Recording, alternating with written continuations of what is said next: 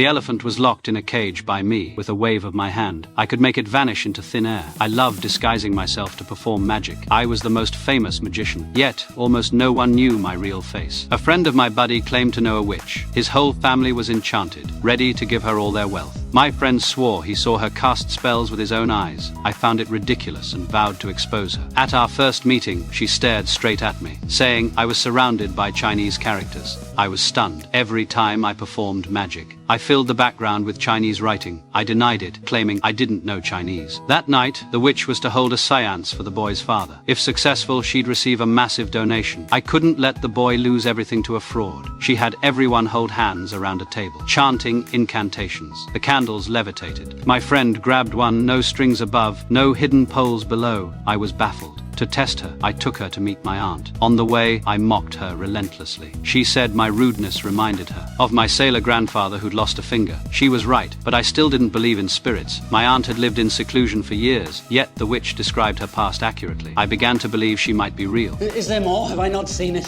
Where have you been all my life? We took shelter from the rain in my secret base. Her presence brought color to my life. But then my aunt was hit by a car. I rushed to the hospital, powerless to help. For the first time, I prayed to God and was shocked at myself. I was an atheist. My aunt survived. I knew I should thank the doctors, not God. I found the witch and my friends to share the news. But it was all an elaborate hoax targeting me. The mastermind was my closest friend, who'd grown tired of my arrogance and planned this joke to humble me. I used a small magic trick to eavesdrop on their conversation. Furious, I walked away from her. But I admitted to my aunt, that girl might have been magical after all, because I fell in love with her at first sight. My aunt asked me, if you had one more chance, what would you say to her?